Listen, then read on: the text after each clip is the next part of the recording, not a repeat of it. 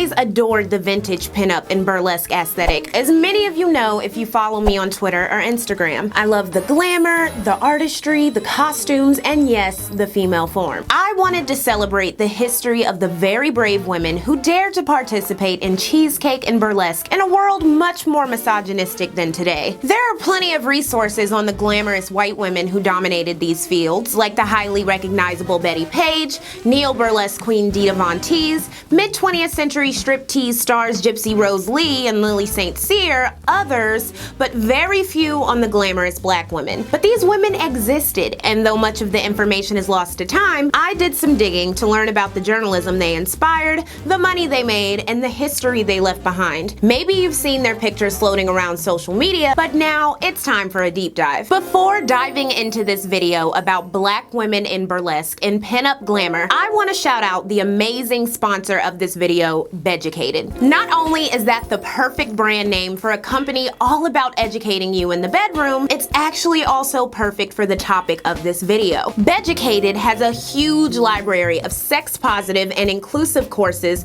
like striptease, the art of getting naked, building your self-esteem in and out of the bedroom, and even learn to lick like a pro. There are sexual health courses for all genitalia, courses on communication, and courses on kink and BDSM for my adventurous viewers. If vanilla sex is more your style, they've got courses for you too. While there's a lot to learn for couples and those with active sex lives, if you're single like me, there's even courses for you. That's right, fellow single people, we haven't been left out. My favorite course dealt with bettering your mental health through tantric meditation and breathing. I'm always stressed and overworked, so learning how to slow down and get in tune with myself and learning how to admit to myself that it's okay to not be okay was great. Now, here's more great news. If you use my link in the description box below, you get to try all Beducated courses for 1 day free.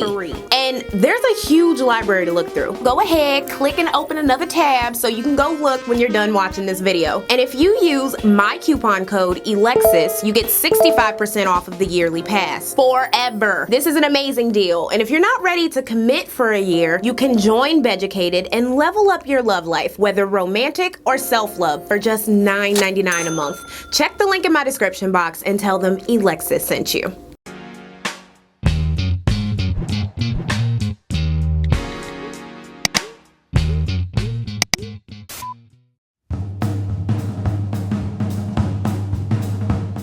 Burlesque, in its most common definition today, means a variety show, typically including striptease. But when burlesque first began in London in the Victorian era, burlesque performances were primarily musicals, albeit risque ones with bawdy humor. American burlesque was performed in New York as early as the 1840s with a series of variety performances that ended with an exotic dancer. By the 1890s, they were more popular on the vaudeville circuit. Some notably stole acts and devices from minstrel shows like racist jokes and blackface, and racism in burlesque and vaudeville shows would be an all too common occurrence. Ma'am, how much you gonna pay me, I hope? Well, let's see now.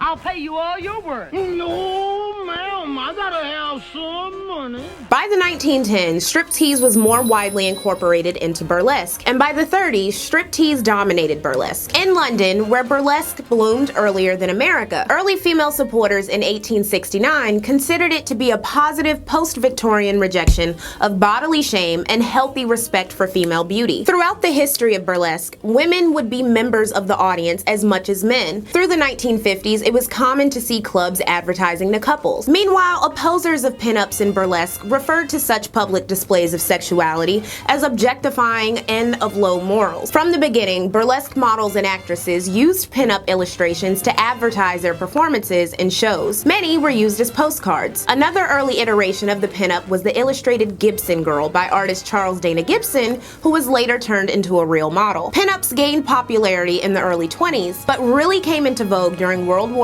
II when U.S. soldiers would put them on lockers cars, equipments, and even planes. Betty Grable was especially popular. Peruvian artist Alberto Vargas painted many pinups during the World War II era for Esquire magazine, completing a total of 180 between 1940 and 1946. He also did a number of pinup illustrations in the late 40s and 50s featuring black women. As photography became easier and cheaper, so did the creation of pinup photos featuring real women, also referred to as cheesecake photography. On the creation of the term cheesecake, a 1950s magazine claimed, "A New York news photographer once asked a woman to lift her skirt ever so slightly to make a better picture. The beautiful woman complied. When the editor, something of a gourmet, saw the picture on his desk, he exclaimed, 'Why, this is better than cheesecake.'" While pinup depictions and burlesque would always elicit debates about morality, neither the white women who participated nor the white women who did not were subject to long-held racial stereotypes about their sexuality. White women were never compared to Sarah Bartman, the 19th century woman exploited for her curves. They faced misogyny, but never the additional layer of racism. Meanwhile, black women's identities were tangled in plantation-era notions of sex and were expected to be examples of respectability for their race. Perhaps this is part of the reason why much of white women's burlesque in pinup history has been preserved and celebrated, unlike the black women. But black bombshells existed, so let's talk about them. Perhaps the earliest billed black burlesque performer was Ada Overton Walker, or the Queen of the Cakewalk, who performed her take on the sexy and trendy Salome dance in a packed New York theater in 1912, but she had been performing her take on it since 1905. However, very rarely were black women of the 20th century who performed tantalizing strip teases called burlesque stars. If they were usually a part of burlesque shows featuring white women, like in 2-for-1 black and white reviews, in which there was a white show followed or preceded by an all-black review of women. As years progressed, when troupes would integrate and bring in 1 or 2 black performers, they were publicized as exotics, with producers using descriptors like jungle fever or voodoo mistress on posters and playbills. Frequently, women of color were only booked if they performed acts which reinforced racist stereotypes. Though it was in 1926 that Josephine Baker debuted her Banana Act in Paris to praise and controversy, she had been doing erotic dance nearly nude for around a year at that point. When asked about her performances, she said, "I wasn't really naked, I simply didn't have any clothes on." Back in the States, Time magazine would refer to her as a Negro wench whose dancing and singing might be topped anywhere outside of Paris. Baker never got the kind of fame in America that she had in Paris. In the States, black media and the women themselves were more likely to use the term shake dancers than burlesque performers. Ethel Waters was a shimmying shake dancer in Philadelphia nightclubs before she became a high-paid recording artist and actress. Her original show business nickname was Sweet Mama Stringbean because of her tall frame. She recalled, "I sure knew how to roll and quiver, and my hips would become whirling dervishes." Cotton Club in Harlem featured burlesque/shake dancers, but it didn't allow black patrons. The Creole Palace, a black-owned jazz cabaret and nightclub at the Hotel Douglas in San Diego, opened its doors in 1924 and stayed open until 1946, and it did allow black patrons, as well as whites. Dubbed the Harlem of the West, the Creole Club featured variety shows of singing, comedy, and dancing featuring black women of all colors. They were usually advertised in newspapers as the Creole Cuties, and the club bragged that there were full change in shows and costumes semi-monthly. My favorite part is that the club was open from 11 p.m. to 6 a.m. because I'm so used to the club closing at 2 a.m. Like, where they do that at? Creole Palace guests were partying until dawn. The Creole Palace delighted black travelers who often stayed at Hotel Douglas, the area's first black-owned accommodations. And if you're like me and you love food history, perhaps you're curious about what was on the menu at the Creole Palace between leg kicks and feather dances. For just $1 in 1933, audiences could have Creole fried chicken, long branch potatoes, green peas, hot biscuits, and a salad. There were also steak specials, club sandwiches, lobster salads, and 25-cent shrimp cocktails. If you were feeling fancy, a quart of champagne would cost $7. In this 1949 review film called Burlesque in Harlem, audience members were invited to enjoy the bronze burlesque, featuring singers, comedians, and yes, striptease dancers. Check out Tarza Young shaking her stuff.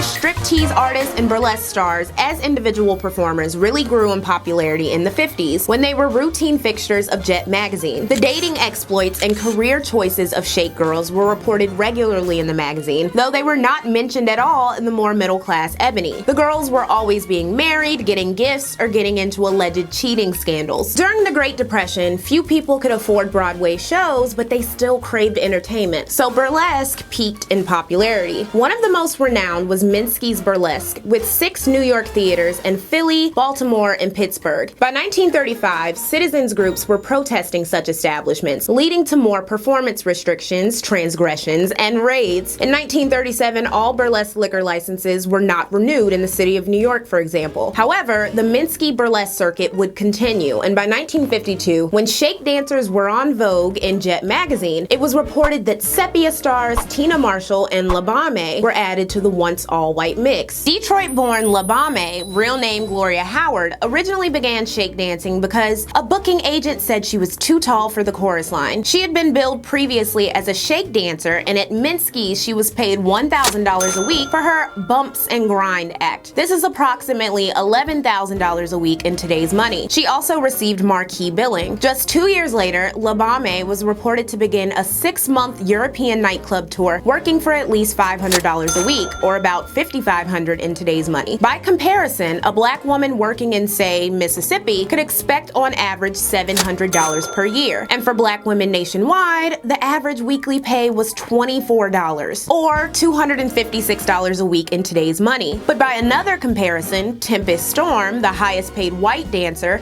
earned around $3,000 a week. In a Tan magazine from September 1953 that I don't have access to, LaBommie wrote an essay answering the question, "Can a girl be good in show business?" On the steamship the Queen Mary on the way to London in 1954, a storm scared passengers so badly that the captain requested LaBommie to perform and put them at ease. Wrote Jet, her torrid, hip-tossing act made everyone forget the storm. While in Europe, LaBommie married a Swedish nightclub owner and businessman and quit burlesque. Like LaBommie, some women use their time in burlesque and shake dancing to move into other realms of entertainment or to meet well-paid husbands. Rose Hardaway was a well-known shake dancer who in the late 40s performed in New York, Paris, and London. In 1952, the Baby Grand Cafe in Harlem offered Rose $1,500 to dance against LaBommie for the title of Shake Dance Queen of 52. LaBommie reportedly won this battle. Rose went on to Paris, where after a rumored near fight with her boss in a club, she was nearly blacklisted. It was rumored, however, that she turned down a $750 weekly fee in 1952 to tour Minsky's burlesque circuit, but this could have been a PR attempt on her part. She retired in the mid-50s to become a blues singer, her one album being the well-received It's Time for Rose Hardaway. However, the transition didn't go too smoothly because in 1958 she was arrested for larceny and forgery. Even still, in 1960 she was listed as a guest on various programs like The Ed Sullivan Show. Who were other famous shake dancers? In the mid-20th century, most shake dancers of any renown performed in urban areas like New York, Chicago, Minneapolis, and Detroit under performance names that allowed them to fade into obscurity long after the era was over. Elizabeth China Doll Dickerson's act involved covering her costume in balloons and allowing audience members to pop them until she was nearly nude. She found modest success in 1950s Paris before becoming singer Zabeth Wild in 1959. She did a few Broadway shows and signed a 2-year contract to tour Europe in theaters, TV shows, and cafes. Baby Scruggs was known for twirling titty tassels in her dance routines and had her boobs insured by the British Lloyds of London while starring in Paris shows for the spring and summer of 1953. Her mother Irene was a vaudeville and blues performer from Arkansas, also living in Europe, and they sometimes performed together. 6-foot-tall shake dancer Ethlyn Butler inherited $75,000 from her aunt's will in 1954 and retired, saying she enrolled in ballet school to become a cultured artist. She also reportedly got into fortune telling. In 1953, a white peeping Tom had been arrested at her New York apartment because she caught him watching her her while she bathed. Miss Topsy was born Mary Thompson Metcalf in 1941 and went on to be a burlesque star in the late 50s and 60s, traveling to nightclubs in London, Paris, and Asia. Many of the theaters she performed at in America also featured adult movies included with admission. Miss Topsy retired in the 70s. According to a 2021 obituary posted by her family, she broke box office records in a 1960 Tokyo show. Lottie the Body stood out as a shake dancer because she was classically trained and integrated stylistic dance into her routines. She also never got fully nude. Born Lottie Tatum Graves Claiborne, she started her career at the age of 17 as a Lindy Hop dancer. When the Lindy Hop trend died, she found that one of the few professional dance jobs she could get was as an exotic performer. Beginning in San Francisco and eventually settling down in Detroit, she traveled far and wide, even making her way to Cuba. She said, "I was there in Cuba the night that Castro became prime minister, and he spoke all night long, and we stayed in, had a villa down at the Isle of Pines, and we had to stay in the house all night. You couldn't come out, and there was orange juice and bologna sandwiches, those things, and he ran his mouth all night long, all day and all night, nonstop." She also recalled how there was rampant full-service sex work, learning that Cuba was a totally different place from what we think of it today. American men would come down for female prostitutes, wealthy men would also send their wives for male prostitutes. Sometimes the couples would come together. She also said in a 2017 interview, "I was in Maine and I think I was just the only black person they'd ever seen. I was walking down the street and the little children would say, 'Mommy, look at the walking chocolate bar.'" Lottie was known as the Black Gypsy Rose Lee and the Gypsy Rose Lee of Detroit, as she was a fixture at Detroit's Brass Rail Club. Lottie was social with Aretha Franklin, Louis Armstrong, and Billie Holiday. In 1961, she apparently told friends she was moving to Liberia for 2 months to study tribal dances. She was also notably one of the first women to perform with a trans burlesque performer, Christine Jorgensen. Lottie would retire in Detroit to become a receptionist and local personality, saying, "When you had to go nude, I stopped. I couldn't deal. The owners would tell you, if you don't take it all off, it's over. And I thought too much of myself." She just recently died in 2020. LaWanda Page, widely known for her role as Aunt Esther on Sanford and Son, was a shake dancer for 4 years who transitioned into doing fire shows as the bronze goddess of fire before settling down as a comedian. She earned $55 a week during her bronze goddess years and toured the US and traveled to Australia, Canada, Lebanon, and the Fiji Islands. She and Fred Sanford grew up together, and I love that Sanford and Son incorporated her past as a burlesque dancer and her actual act in the show. You remember that act you used to do at the church socials and stuff? Oh, you mean when I was the bronze goddess? Yeah, can you still do that act? Yeah, I can do it, but I won't do it for you, you old heathen. I'll be doing it for my church. Ha, glory!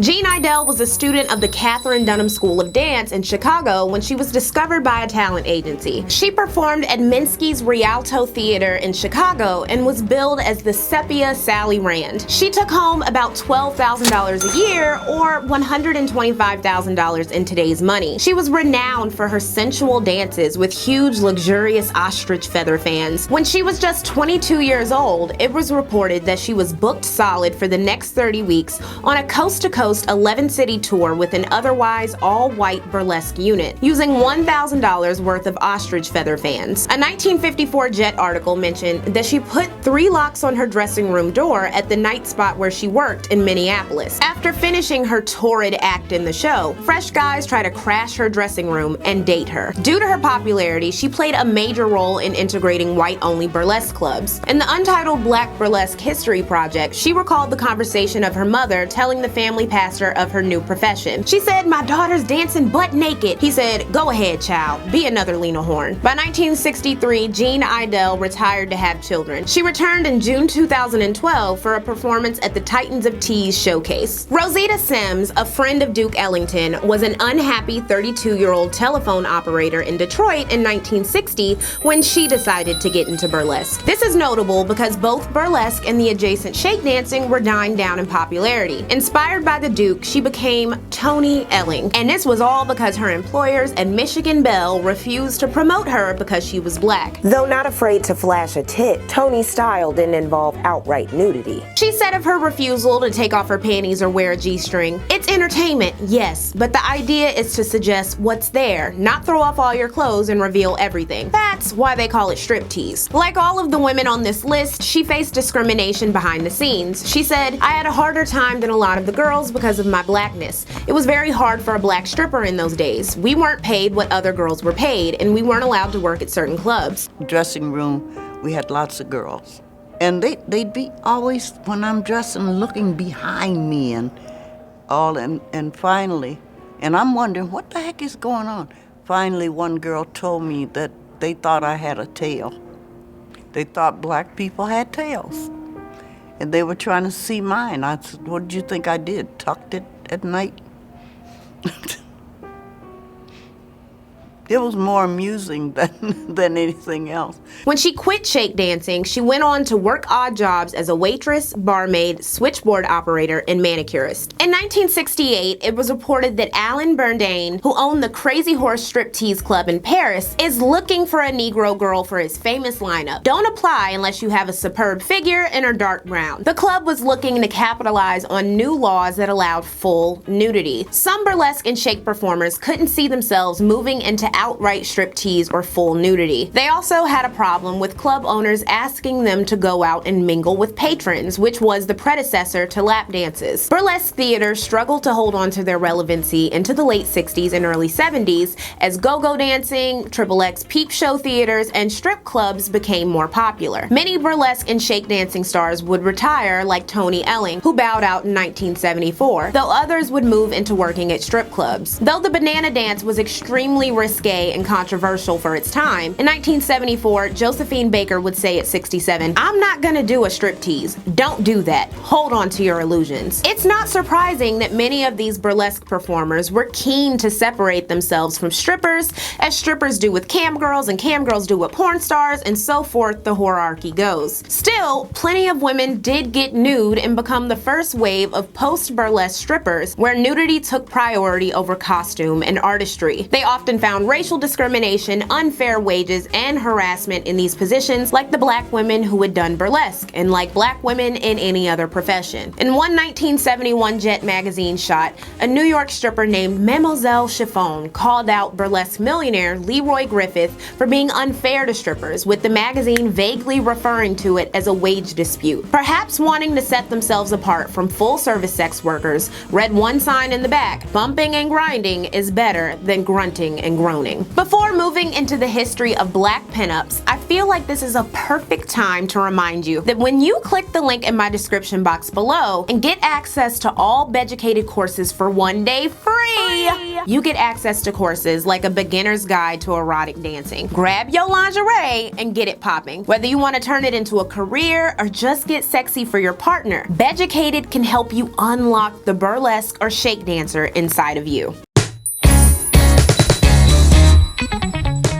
The whole time that black women were shimmying and shaking, pinups or cheesecake girls existed alongside them. As a dancer and singer, Eartha Kitt took a lot of promotional photos showing off her body in the 1950s pinup style. Vera Francis, though mainly referred to as an actress in 1950s issues of Jet magazine, was also a pinup girl and burlesque performer. She was also featured on covers of Hue and Sepia. By the way, Vera was later exposed as an informant in a 1957 scandal in which she was paid $250 for a story about her affair with John Jacob Astor, the fetus who survived the Titanic in his mother's womb, and another $250 for an article about Edward G. Robinson. She was blacklisted in mainstream Hollywood, it appears, and did burlesque and Chitlin circuit appearances. By 1964, Vera was living in Jamaica and chosen as the bunny mother for a proposed Jamaican Playboy club. Jazz singer and actress Joyce Bryant was one of the first dark-skinned black women to become a sex symbol and was a main feature of Walter Winchell's gossip column in the 50s. Though her photos are far from risque in today's world, her strict Seventh-day Adventist upbringing caused feelings of guilt. She eventually left show business when she also realized her managers did not care about her well-being. Joyce found that after she left the world of performing to join the church,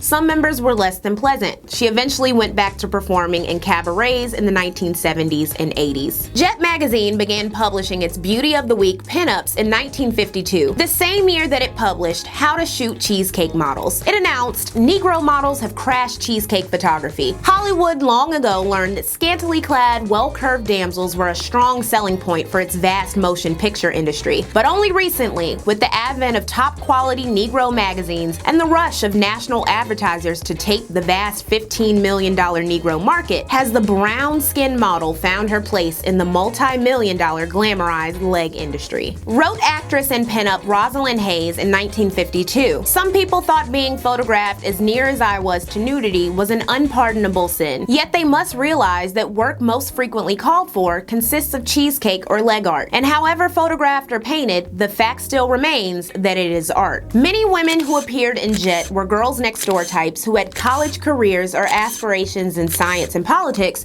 but some were aspiring celebrities using the magazine as a stepping stone. Famous black women who appeared as pinups included the pageant star and actress Jane Kennedy, actress and blaxploitation icon Pam Grier, Hey, Miss Bulletin.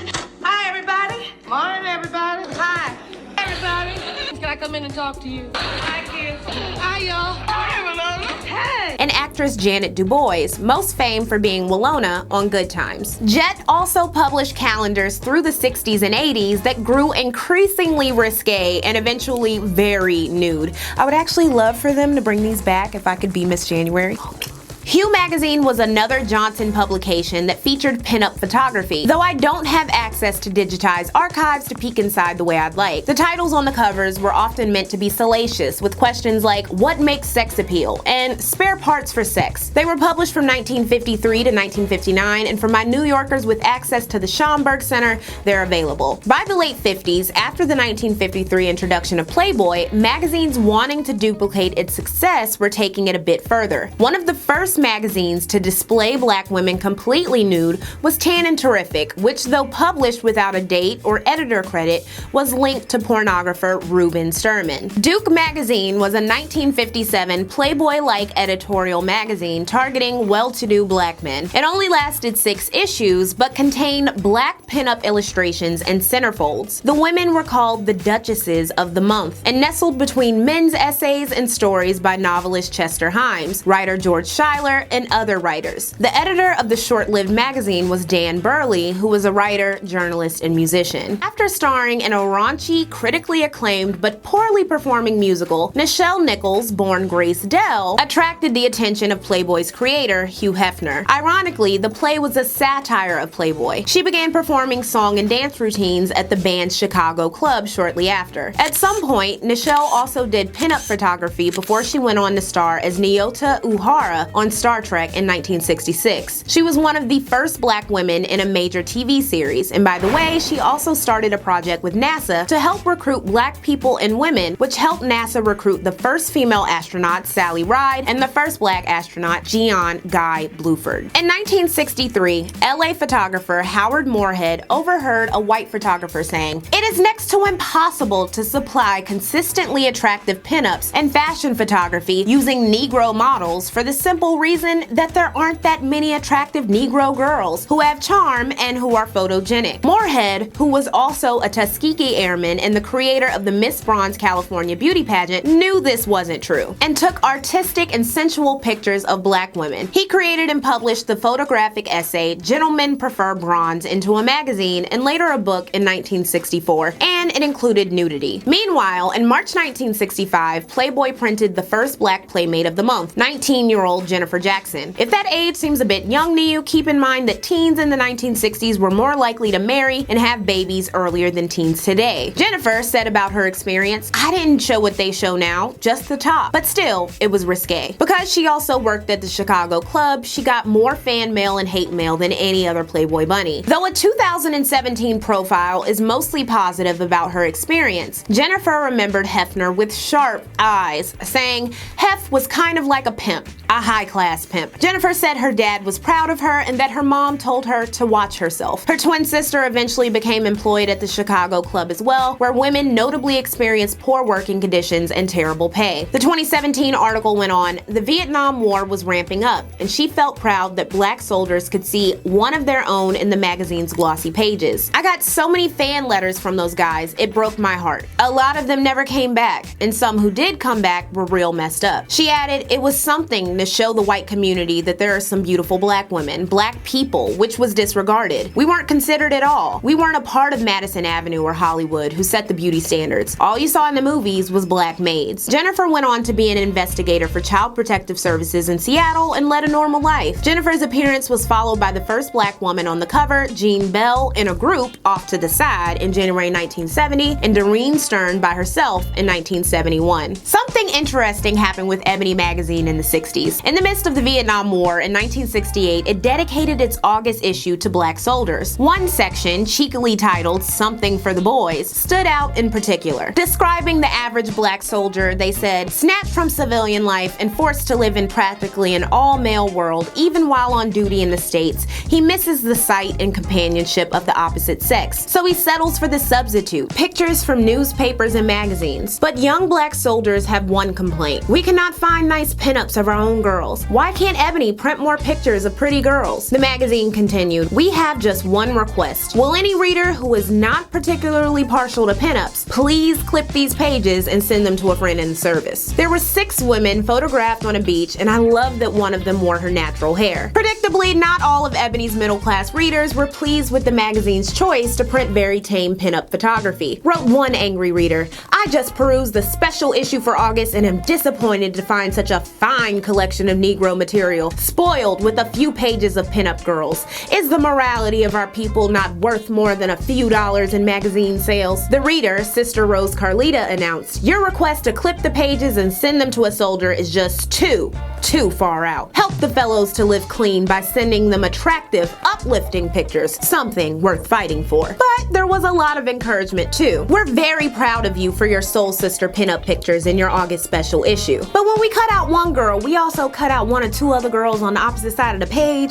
said one GI before requesting that Ebony make another edition with separate pages. Another woman named Nancy from the Nasty Natty requested that Ebony feature Midwestern girls like herself in Cincinnati. Another reader thanked Ebony for showing those who, quote, "need proof that Negroes can be pinup girls as well as men with letters after their names." Complained one soldier, "In all due respect for the numerous pinups on GI's walls here in Thailand, one would think Playboy was the only magazine over here. Why are the pinup pickings so slim?"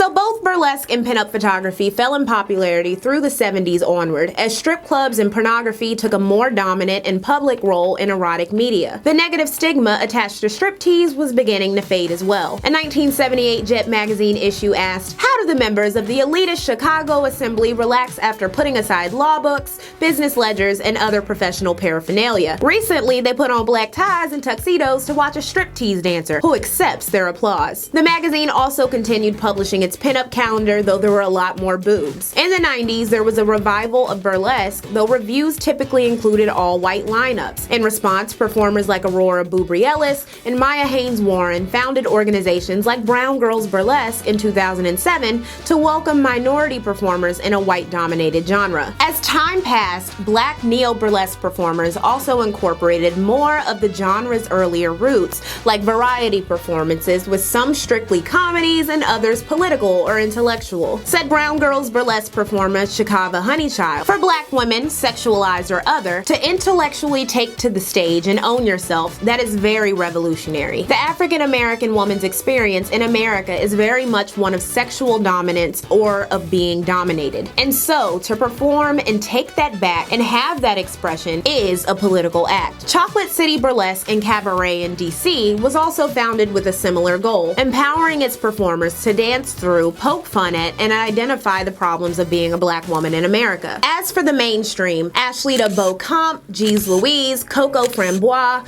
Jezebel Thunder, Noir, and Angelique Noir are all modern black women in burlesque and or pinup photography who have cultivated recognition. The last three have gotten major props from the queen of neo-burlesque herself, Dita Von Teese. Lastly, in the 2010s, numerous women I've mentioned earlier in the episode were finally honored for their contributions at burlesque conventions and shows like Jean Idell, Lottie the Body, and Tina Elling. And on another note about pinup photography, black women could be seen in the 21st century in a plethora of gentlemen's magazines, from Black Men to King magazine. More recently, the everyday availability of cell phones plus the ease of hiring one's own photographer has allowed many black women like myself to design and shoot their own cheesecake shots. This is the ultra talented and gorgeous Jezebel Thunder performing beside me. It was really fun tracking down information for this video, especially as someone who aspires to create my own archive of pinup photography. I hope you enjoyed watching this as much as I enjoyed making it. Do you have a favorite black woman burlesque star? Are you a black woman who does burlesque, pinup, cheesecake, or boudoir photography? Let me know in the comment. Thanks for watching, and I hope you liked this video and subscribe.